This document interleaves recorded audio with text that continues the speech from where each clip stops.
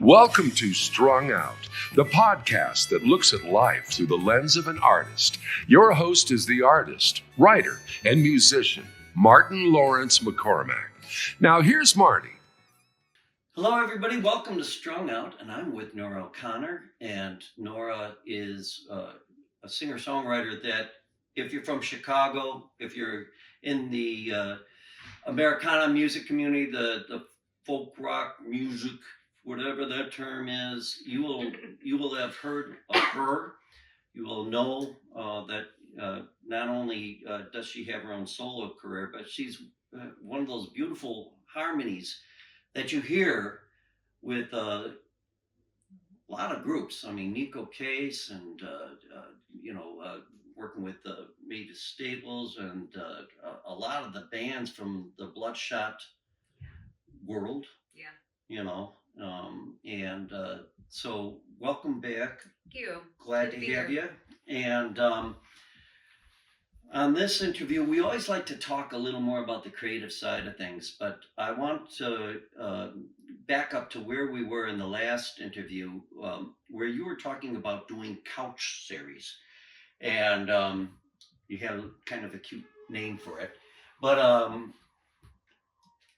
I think those are where the future kind of lies.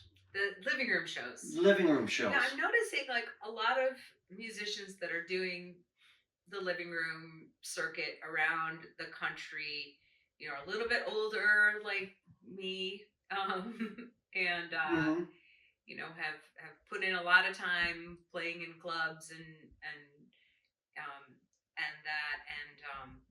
it's just a different way of doing it. There's a lot less overhead, so it's potentially an okay way to make some money while when you're out there. It's a very enthusiastic, small but mighty crowd that comes out to these living room shows, and it's just like so intimate, and it just feels like this little secret society. And I was talking about how I've been playing clubs for 30 years, and you get there at 4 o'clock and you sit around until 8 o'clock or 9 o'clock or 10 o'clock and you play your show and you're home at midnight and you split the door with 3 other bands. And, and this, you get there at 6, people come at 7, you play at 7:30, you play for an hour and a half, you talk for a little bit, and people are heading back to their cars at 10. It's a very civilized way of doing it. Like we're done by 10 o'clock at night, and in our jammies and in bed by 10:30, and that's so it's a cool way, and it's I've done it. I've gotten in my car and did a couple weeks around the East Coast and the Midwest, and I've been doing small trips around the country this year, and it's just a different way, and there's lots of people doing it, and then there's people out there who host. There's this great house in Baltimore. There's this great house in Richmond, Virginia. There's a few around here in Chicago that just do it all the time. And they have like newsletters, and they, they clean out their living room. They set up chairs. They've got it down to a science. They've got their own merch, and people just know, like, they have a reputation. So people know that they're gonna, even if they don't know you, the artist, they come because they trust the hosts. I thank you for describing that, because I think you're describing it's a really interesting circuit, and I what I like about it is the intimacy. Yeah. Above all, it kind of forces you to really engage with people. Not that I suspect you have no problem engaging with people. I could be, I'm kind of one of those introverts where I run out of steam, and sometimes the talking to the people before the show and after the show is a little bit harder for me than actually playing the show. Like when I'm hiding behind my guitar and songs, I feel a lot safer. So it's good practice for me to engage with people and get to know people and use my socializing skills. Again, that's a very big difference between doing a club job. I don't have a dressing room to run in. In a club, if you're playing a big club, you're not that prone to be giving a story or setting up a song. Yeah, it's a totally different beast. But that's what makes it even though it's intimate, it's more difficult in the sense that you are working before the show and you are working after the show, and even though you're engaging people and talking, I mean that's draining. Yeah. I mean, you can come away from one of these living room concerts feeling like, man, I just did like a completely empties me out sometimes. Yeah. And I have to recharge and go be alone and then come back and do another one the next day. Yeah. Mm-hmm.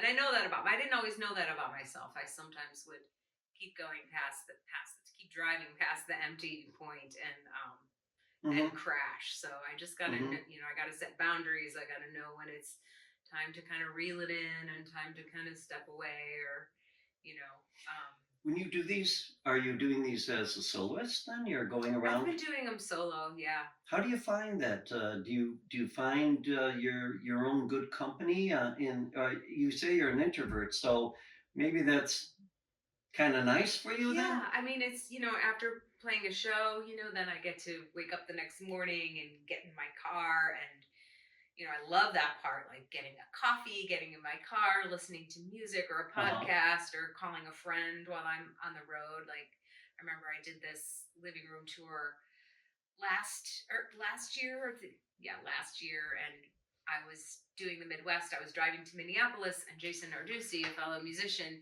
he was doing a living room tour on the East Coast. So he called me, and we're like both driving to our gigs and talking on the phone. And I kind of like that part. Like I mean, I love driving. I've been touring in vans and buses for a really long time, and I love being on the road, and I love seeing the country. At the same time, it's a lot of work to do by myself. Was the O'Connor family, and we will get your first song, don't worry. No worries. Was the O'Connor family, were you the kind of family who were taking big, long family vacations? Where'd you get your wanderlust? I got it, I think, when I first went on tour with the Black family, later known as the Blacks, the first band I was in on Bloodshot Records. Like, that's when I really got into touring. So yeah, no, growing up, we went to Sisters Lakes, Michigan every summer, so we didn't go too far. Didn't go too far, so it was just, but you found it to your liking. I found it, yeah, and I still like it a lot. We've done a lot of road trips with our kids, and I love getting in the car and driving up to the UP to pick up my son. Like, it's fun. It's fun. Well, why don't you give us a song that you would normally play at a living room concert as opposed to the big club scene? I actually wrote a new song a couple weeks ago, and I would definitely, it's still in the works, but it's a song that I would definitely try at a house show. Okay, so yeah, let's hear it.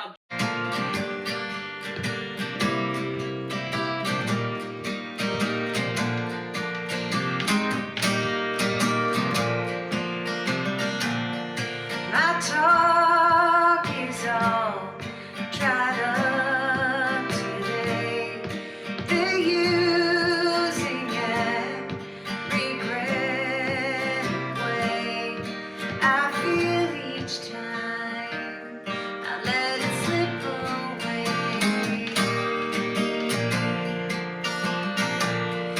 My tears have all run out today. I shall come down so far away. If I can drum it up, I might could feel some space up.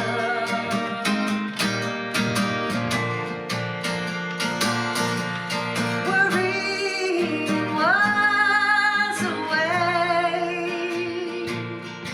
I'd win awards all day. Give me just enough, help me drum it up.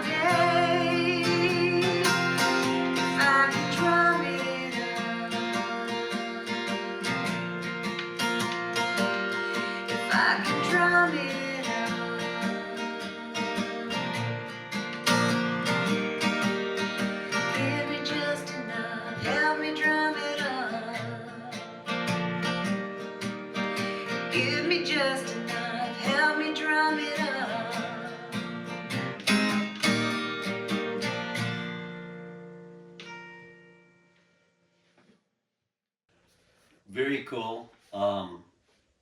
Unusual kind of. Help me drum it up. Yeah. Where'd you get that?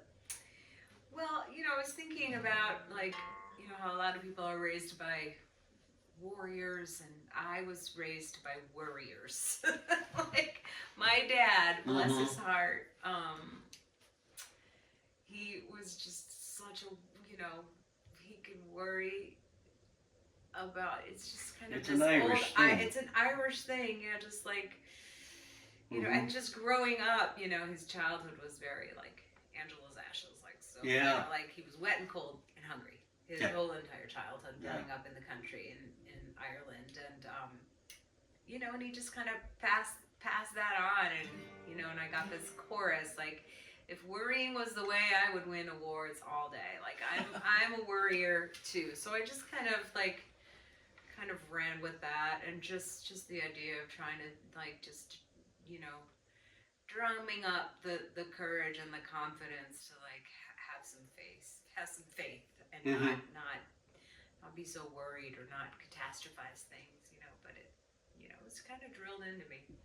It's like I'm constantly trying to rewire some of that stuff as a grown up. It's tough. I mean, it's tough with the Irish. I mean, that's it's in our DNA. It's just kind of part of our heritage. Like going over bridges, don't go over the bridge, My brother Joe called it in our family out one of 10, so it was recreational tension. Are your folks from Ireland? Well, my grandfather was the one from Ireland, but I still have family in County Mayo, and I get over there probably once a year. In fact, that's amazing. I was thinking that I could just hear you playing over there and just being eaten with a spoon. Yeah, I've toured there with bands, but I've never gone on my own. So I think it's time for a NORA O'Connor solo tour of Ireland. Oh my God. That'd be so cool, yeah. especially since you got family there. I like that you're diving into, like, a treasure trove of family experiences to pull out stories. Is that where things kind of come for you, or are you the kind of songwriter that just will hear something? How do we start a song if we're Nora O'Connor?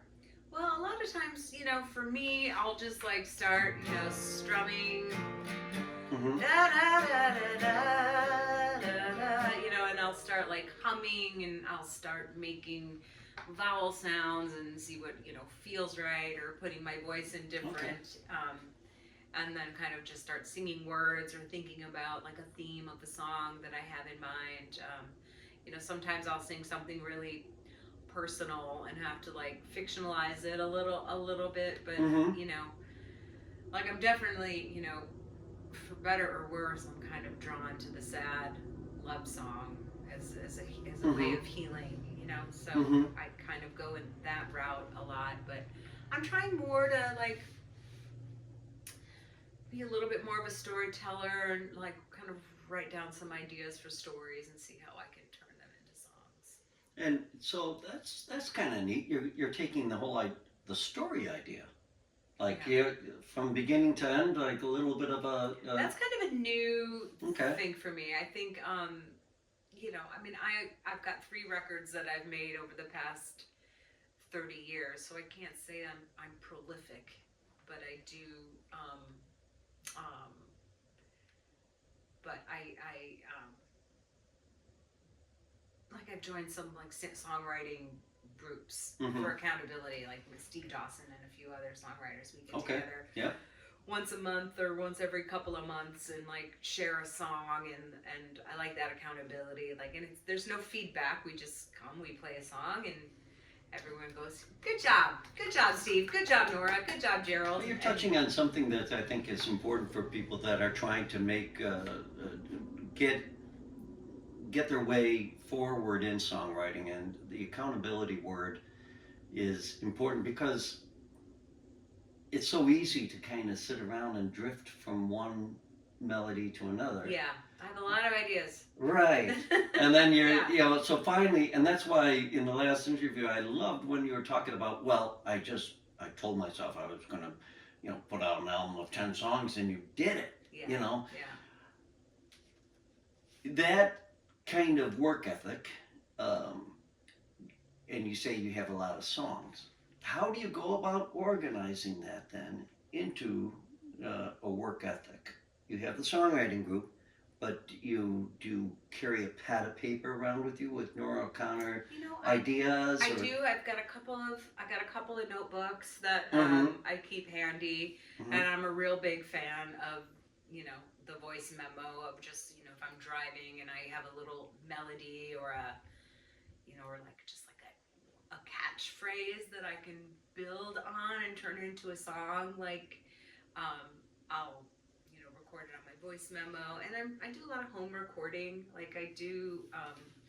If I finish a song, I'll go in and record guitar, record some vocals, record a bunch of harmonies, record some bass, record just some keyboards. Like I don't release those demos, but I really enjoy starting an idea for a song and then like completing a demo of it and trying to get as many ideas as I can. And then I'm surrounded by so many great musicians. I have an idea of what I want to hear, but I also very much trust what people bring to the songs. And it's often like, do whatever you want. Because, like do whatever you want. Like Gerald Dow playing drums. Like just be Gerald and it's going to be great. He's a great drummer, and it makes it very easy. And a very good guitar player and singer-songwriter in his own right. Yeah, he's writing a lot.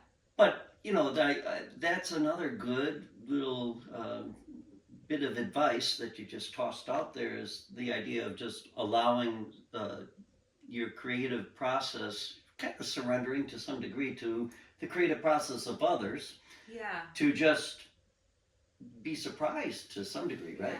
Sometimes. But I know if it's a good feeling, like if I write a song, like I know if I like it enough to record it, then I know that I'm getting somewhere, because there's a lot of like half songs that don't make it into Pro Tools or don't make it into GarageBand or whatever I'm recording. Where do you keep those ones? Because I always love asking musicians about that, because there's always the junkyard. Yeah, I have a junkyard, and I don't often go back. Like I don't often look at old stuff. Like I feel like I'm always moving forward. It's hard for me to, and I probably should, because I probably have got some good ideas that I've left behind. Yeah, like that. I don't often go back. I often just kind of move on to the next thing. It's almost existential in the idea that the younger Nora is out there, with these songs that she crafted, and now she might be tossing you one. If you go back, you never. I mean, you never know. Yeah. You are very creative when you go and do these demos. That intrigues me, because I'm thinking to myself, she's the kind of person that could probably just put out an album of her and her alone, doing everything. Are you a drummer? I'm not a drummer, and I'm surrounded by too many great musicians to do that. Like I'm always gonna want, Will you harmonize with yourself though? Like I do. I loved. Yeah, my last record, I did most of the vocals. Okay. And that was like very deliberate. I had a couple people sing, but I did most of the singing because I really wanted to come up with my own harmony parts, and plus it was COVID, and I made all these demos at home and came up with all these, like oohs and ahs and harmonies that I just did it myself. Yeah, doing the Mr. Marty show was my way of accountability. I forced myself to write one song a week. Oh, great. And then I did it really sloppily, garage banded, and then I would send them off to like Mike Hagler or Paul Mertens, and I'd say, I don't want the Taj Mahal. Really what I'm looking for is like a mural at the Evanston post office. Yeah. Yes. I mean, just kind of, but one thing I always enjoyed was harmonizing with myself. Yeah, it's fun. And in my duo, Switchback, I'm the harmonizer. Okay. To Brian Fitzgerald's melody most of the time. But with that,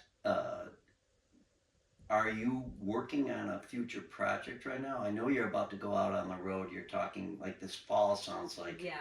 you're going to be I'm gonna in be out- Nico Case land. Yeah, I'm gonna be playing guitars and singing with her band. I'm just trying to find a discipline of writing, and if I've got a few new songs, and if they and if it feels like I can put a record together cohesively, then I will. But I definitely, I waited a really long time between Right. all 3 records. I put one out in the 90s, in the early 2000s, and the 2020s. So I don't want to wait that long this time. Yeah. But I don't want to force it, and I don't want to just write 10 songs and put it out. Like I want to expand on what I've done.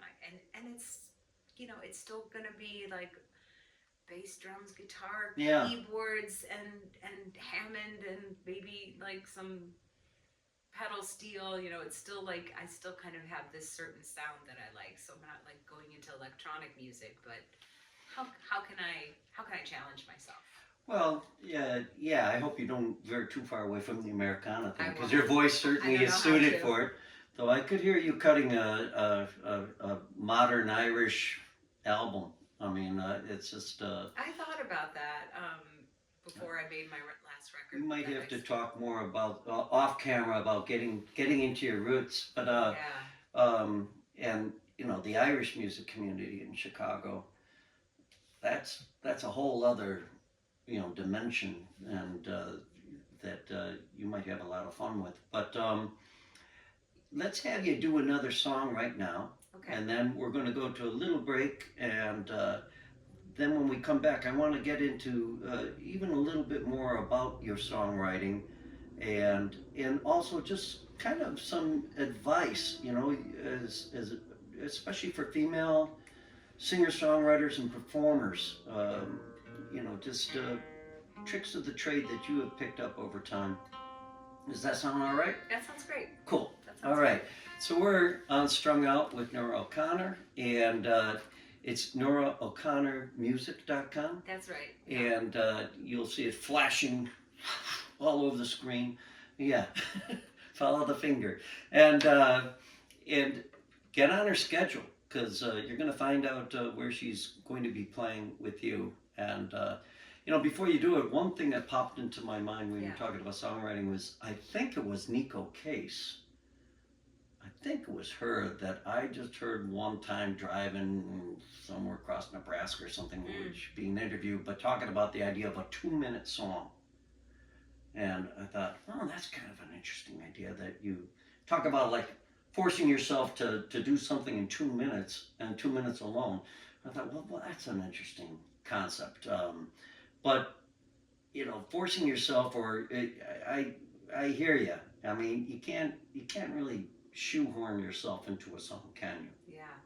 Well, it's a good challenge to like give yourself some parameters as like an exercise. Like, okay, how do I make a 2-minute song? How do I get my point across, or how do I verse, chorus, solo, bridge? Like, what does it even look like? Yeah. Has any of your songs, has like Kelly Hogan or anybody grabbed any yet, or are you not letting them? I'm so open, but no one's grabbing my songs. All right, guys, come on now. Let's hear one. What do you got? I think this one's under 3 minutes. All so right. I'll try. This is kind of a short little ditty. It's called Cambridge Cold.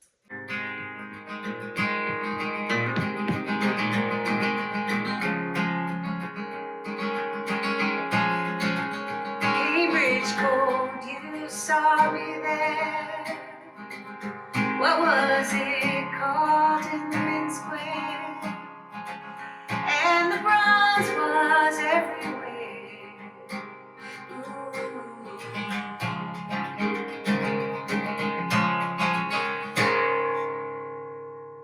We pretended we lived there. We never tried the local fair, holding hands in Inman Square. Ooh.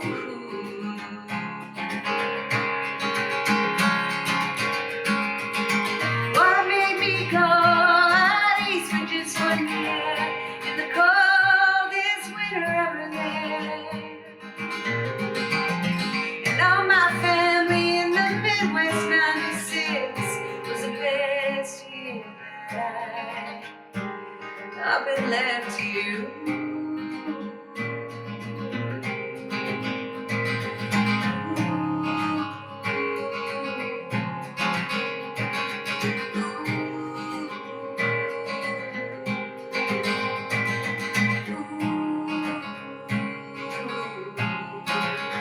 Played a little east upstairs. One time we got to play downstairs. To us that meant the big time. We were going somewhere. There were dancers everywhere. Little kids laughing at the guy over there. He hustles for a smile to pay his share. He pays all our share.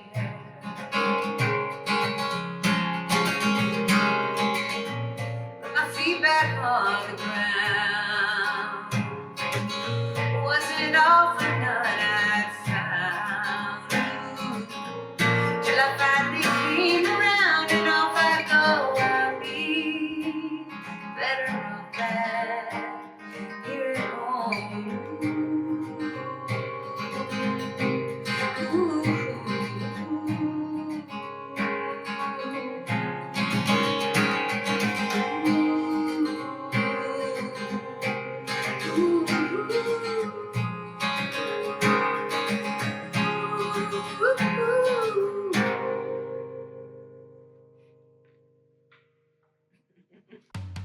Hey, want to show your support of Martin's artist endeavors? Buy Me a Coffee is an online site that makes supporting Marty easy. In just a few taps, you can make a payment of any amount, and no account is needed. You can also decide to become an ongoing supporter. Go to martinmccormack.com and click on the words Support Martin. Let's help Martin keep it all caffeinated.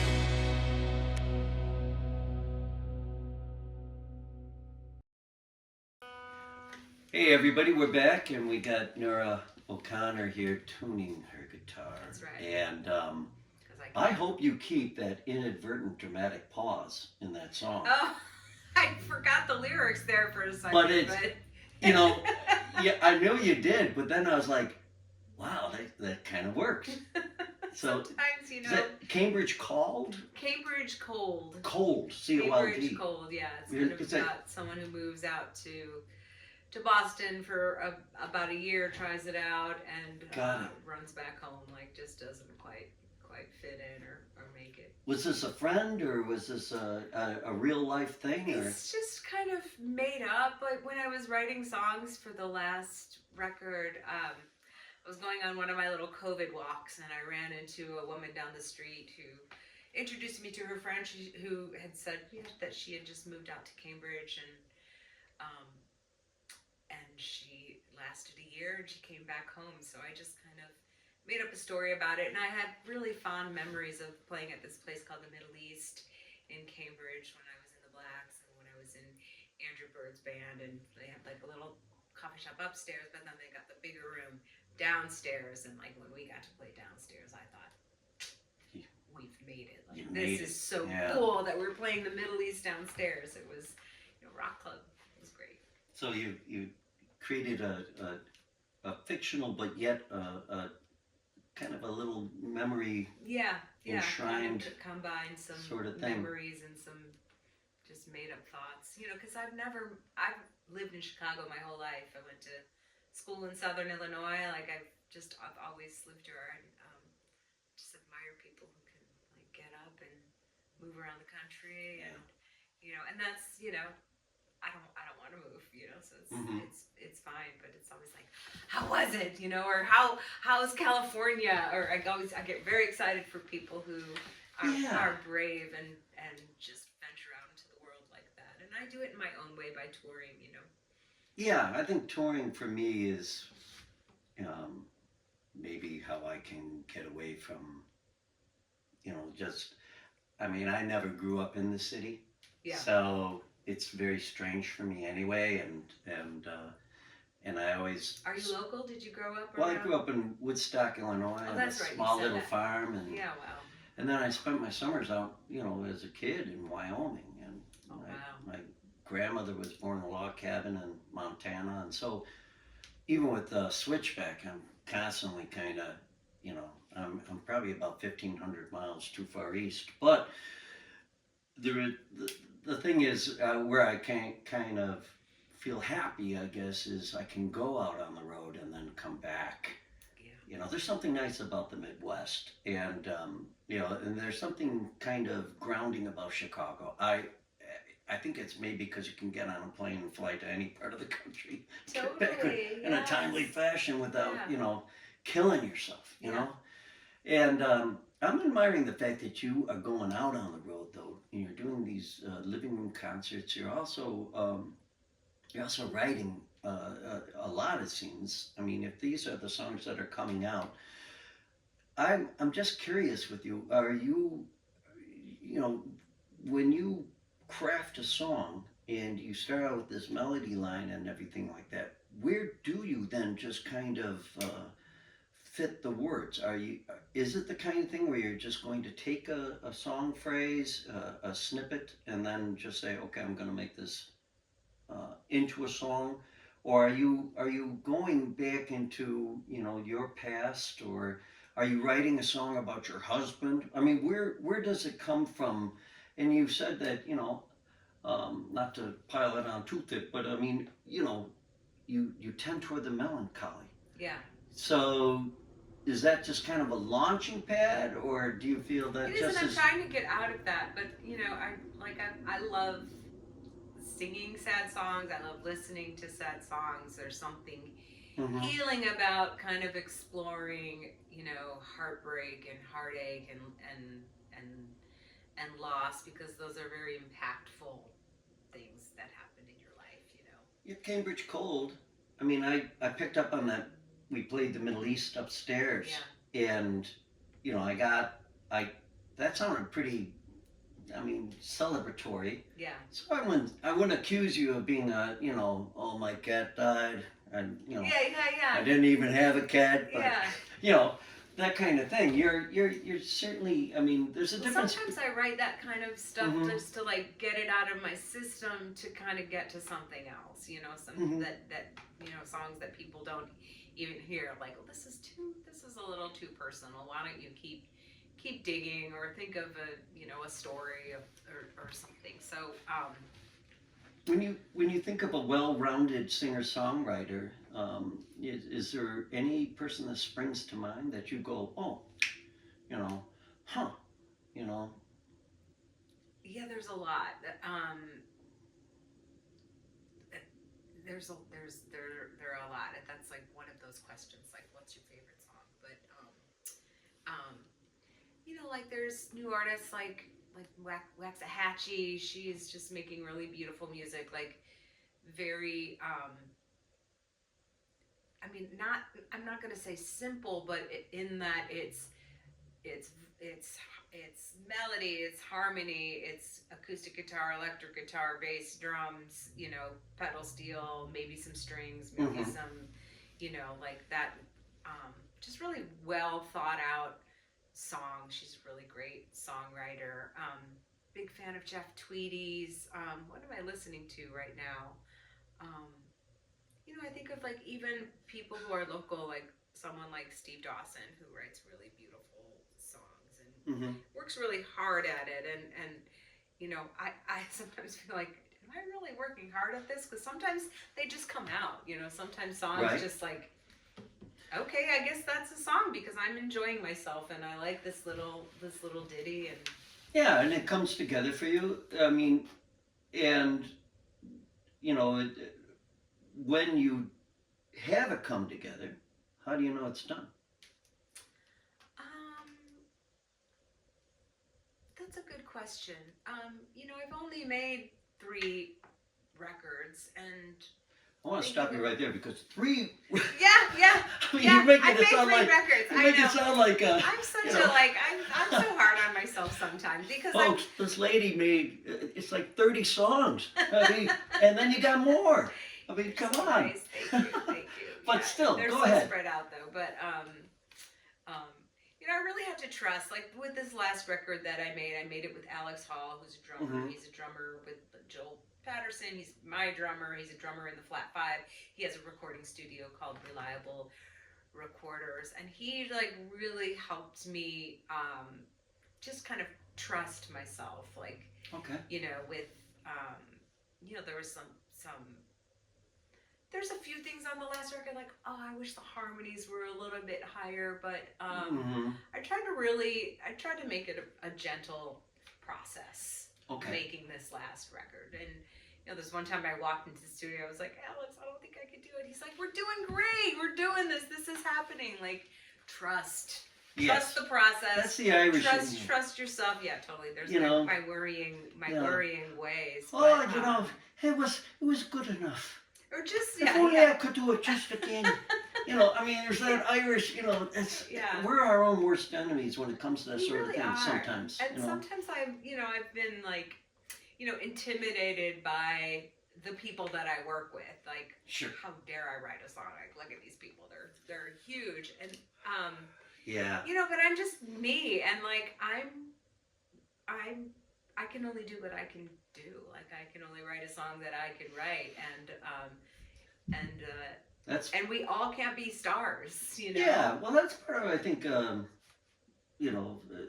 would you agree it's part of maybe getting older and mature when you kind of go and say, yeah, it's like the Stuart Smalley thing, I mean, and yes, I'm good enough. Damn it, I'm smart enough. Right, I deserve to make a record. Right, I mean, it's I'm loved by dozens, and that's just great. Yeah, it's just kind of but that's kind of also the very freeing thing about it, isn't it? Because you get to that point where you're like, well, who's to say I'm not a good songwriter? Yeah, and I love the idea, like, I'm this age, and I'm so not done, and I want to make another record, and I want to write songs, and I want to, like, work with some different musicians, and, push myself more. Like, I don't feel done with this, which is a really good feeling. Well, you don't seem done to me. Yeah. I mean, you're not the kind of person that's like talking about their glory days.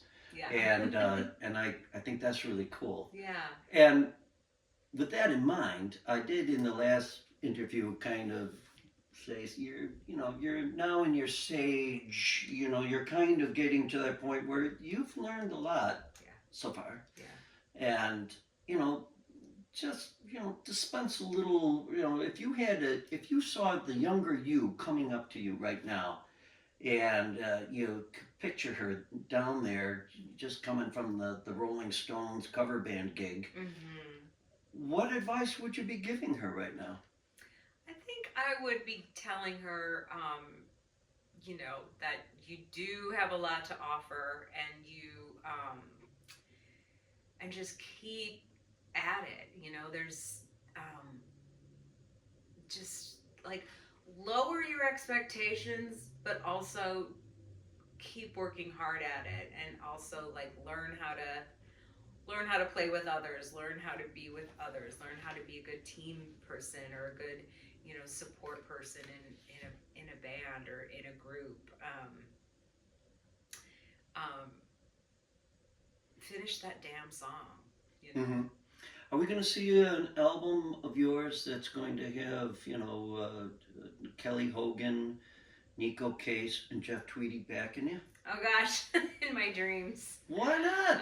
I mean, I think, it's, that would be like making a record with Jeff Tweedy would be like an amazing experience. Like that would be like a dream producer. Like making a record of my songs with Jeff Tweedy as the producer. That would just be incredible. Do you see yourself wearing a producer hat?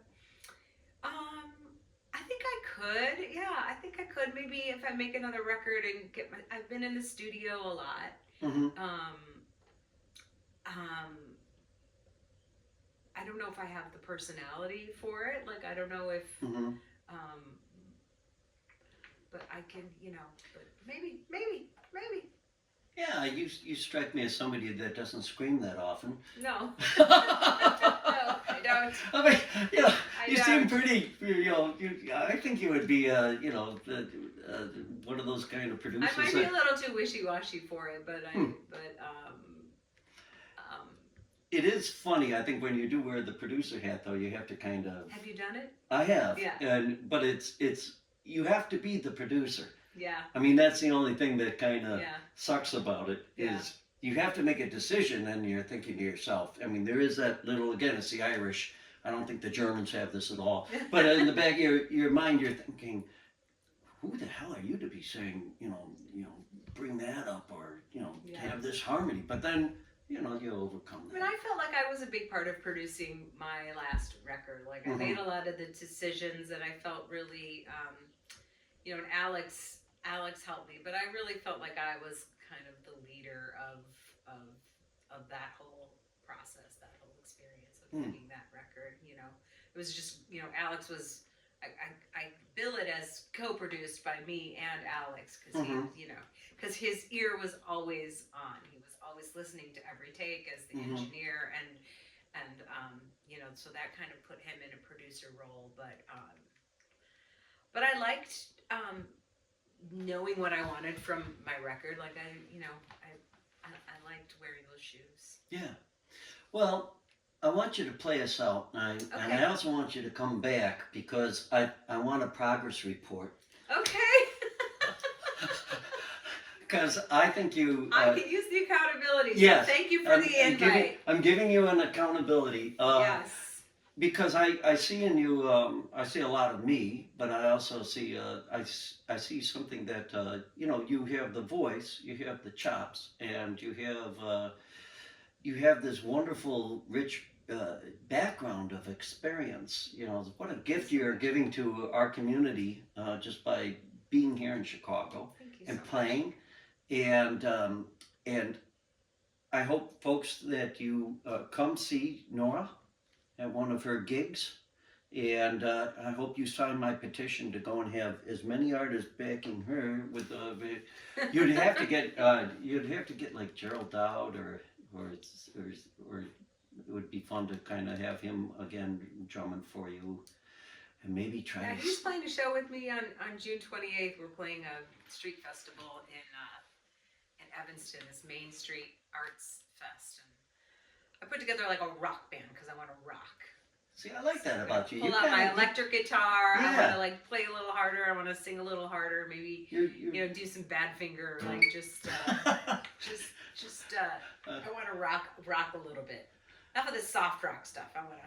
So you still have that rebelliousness of like, I'm gonna rock it out. I want to rock in your face. I want to rock a little. Yeah. Right. Yeah. Do you have anything in your arsenal that is in your face rocky, or not to put you on the spot? Yeah, not really. Okay. The first song I played on the record, it's a little rocking, but when I just play it acoustically, it doesn't really come across that way. But all right, well, I'll make it a little even tougher. Okay. Give me a song that you feel is your vision for the future. My vision for the future. Where do you, or maybe a self-defining song? How's that? I have a song called My Heart, which is kind of about like trusting your gut or trusting your instincts or your intuition.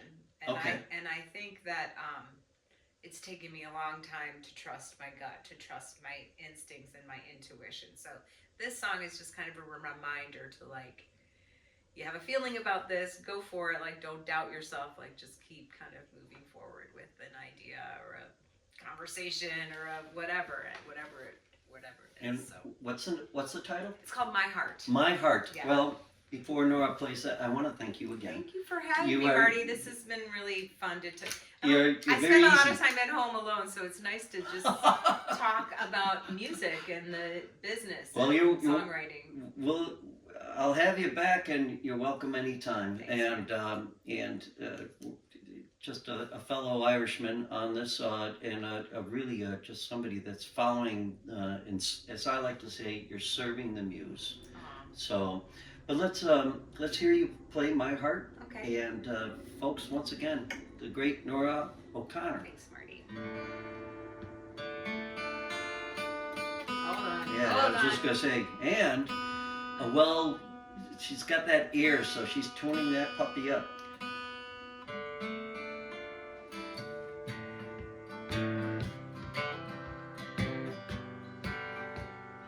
Hold on. There you go. Yep. Hold on. Let's get everybody. So this is an old guitar, so sometimes. I hope you all watching this, because this is a good part for live shows. How do you handle that tunage?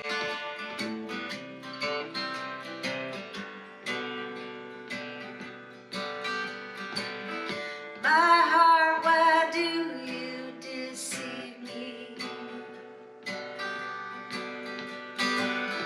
And why can you believe me when I say I'm okay?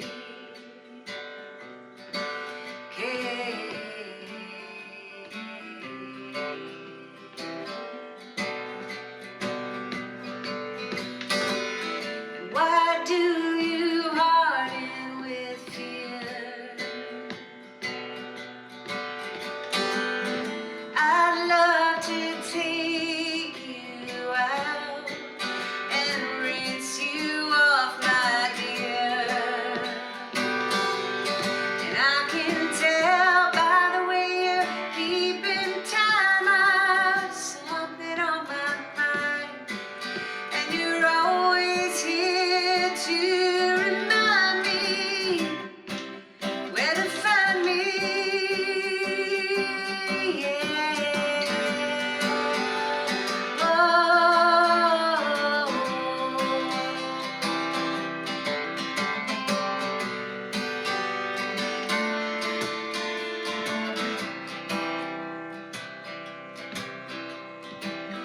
You soften when I let go. Every breath in my chest, I feel you grow and grow. And I can tell by the way you're keeping time, I've something on my mind.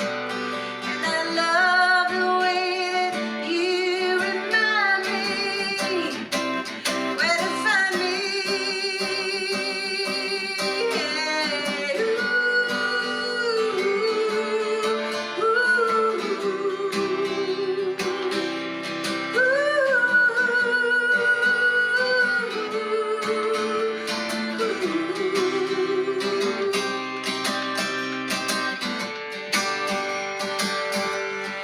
I can tell by the way you're keeping time, I have something on my mind. And I love the way that you remind me where to find me.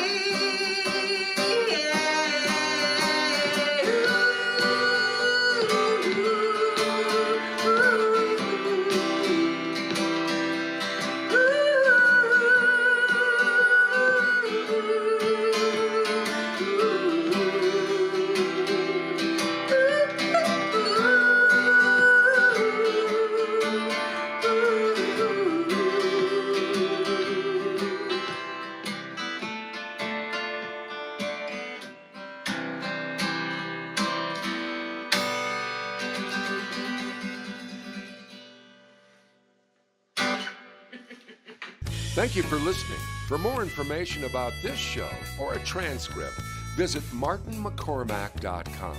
While there, sign up for our newsletter. See you next time on Strung Out.